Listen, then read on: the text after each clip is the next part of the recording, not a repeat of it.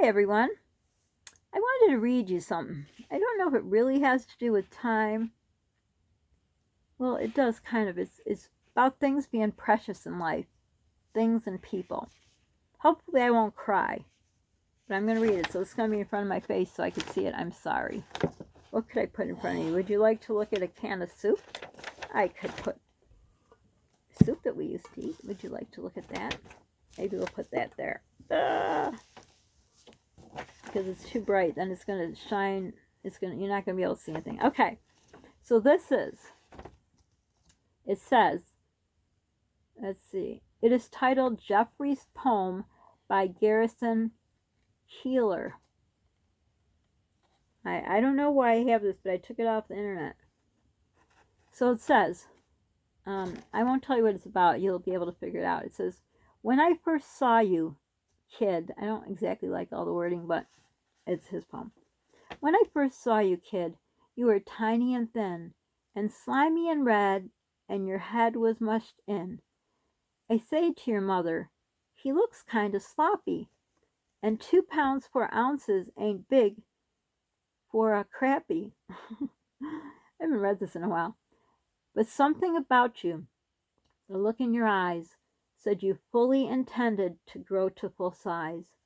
They slapped your backside and let you cry. And I said, we will keep him. At least we shall try. Okay, so I have to take a little break to cry because if you haven't got this yet, well, I'm not going to tell you. You figure out what it's about.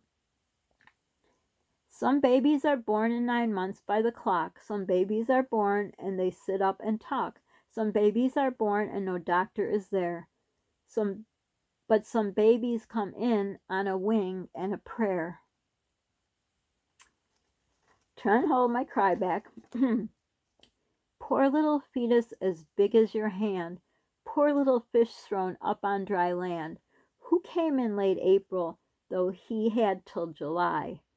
Too small to live and too precious to die. They shipped you downstairs to the big neonatal intensive care unit's computerized cradle and attached you to wires and stuck you with tubes, monitored closely by digital cubes. And thanks to the latest neonatal therapies and regular basting with greases from geese and hot chicken soup intravenously fed, you did not fade away, you grew up instead. We'll always remember those months that you spent with tubes in your head in the oxygen tent, and the mask on your face, wires attached, sweet little boy who was only half hatched. I'm sure you'll grow up and mature and extend to 6 feet 6 inches and become a tight end. But I'll always remember each doctor and nurse in the NICU who helped make you a person. The kid who crash landed, who was carried away, who survived it, this bundle we bring home today. So, I have to turn this off and I don't know how. So we'll just put it down. So, if you don't know, this is about a preemie.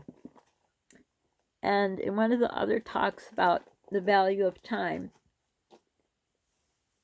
when you have a preemie, when I had a preemie, this is obviously a father writing a poem about his son being born too early. It's exactly what happens, and every moment of time is precious. Polly, when he was born at 31 weeks, 9 weeks early, this happened to him. Everything they say. He was 3 pounds 5 ounces. But all babies lose weight. He was down to almost below 2 pounds. He made a humorous kind of intravenous with chicken broth. Obviously that wasn't what happened, but you know what I mean. So the time that I spent with him was so precious. I was there as much as I could. I would ask my mom, could she use her vacation time and come home just an hour early, but no, she wouldn't. On the weekends, I was at the NICU constantly. He was there 2 days and 2 months. The longest 2 days and 2 months in my world. I sat by his little isolette. We didn't have that good of an experience. We didn't have good doctors and nurses. Maybe doctors, I don't know. They almost fried my son in his isolette. If I wasn't there that day, I don't know what would have happened. You know, there's good nurses, there's bad nurses. We didn't get the best of the crop, but he made it through somehow. So as soon as my mom got here, I rushed over to the hospital. I called every hour on the hour. I didn't sleep at all. That's when my insomnia got worse. I started it when I was pregnant with him, and then after he was born, I just couldn't sleep. So I would call, I would go up, and I'd just sit there. And if even my nose, a little sniffle or something, you know, I had allergies, right away, I put a mask on it. The doctor says, "Are you sick?" I said, "I don't know." He says, "Do you have allergies?" I said, "Yes." He says, "You don't need a mask." I says, "But I don't know. I might. You never know."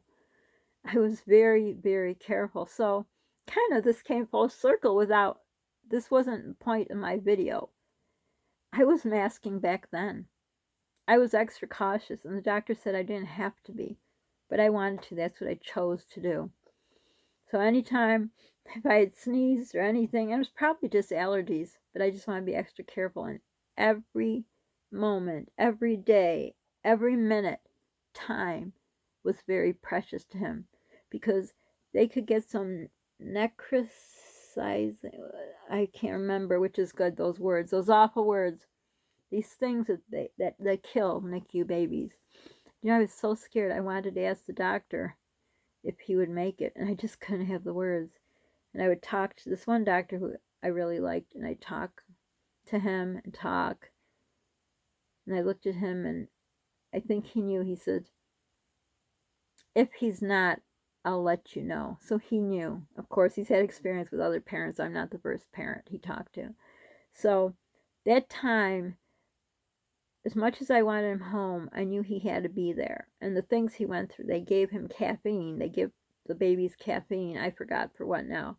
The things, they had blood transfusions. They poked him. They had a poke. He had a thing in his head everywhere.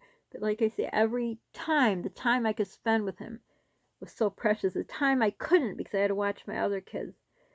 The time I was home worrying. The time he was growing. The time did he take that syringe feeding? The time I finally got to hold him.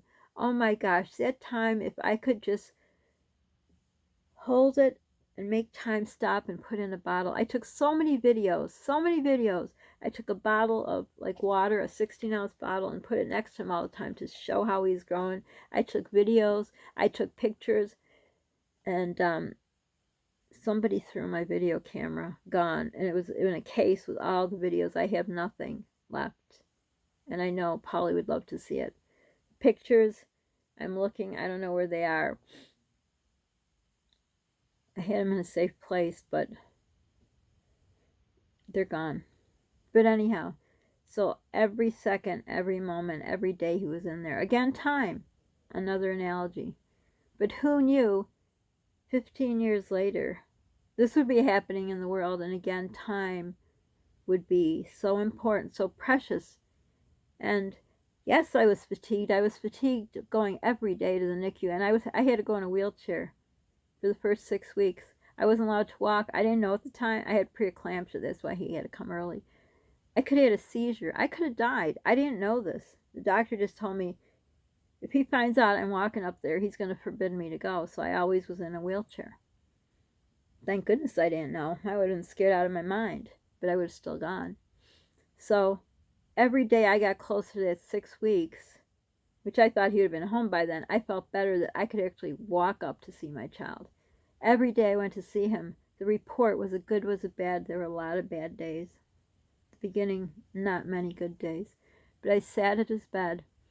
He was born at 11:11, and I don't know if you heard the thing, 11:11, if you make a wish, supposed to make a wish. So every night at 11:11, I would sing our, in my language, a lullaby. Let's see if I can sing. This is late at night. My voice is not good. Regular. It feels like that's a hair. Is it? Oh, it is my hair. So I would sing. Probably doesn't come out.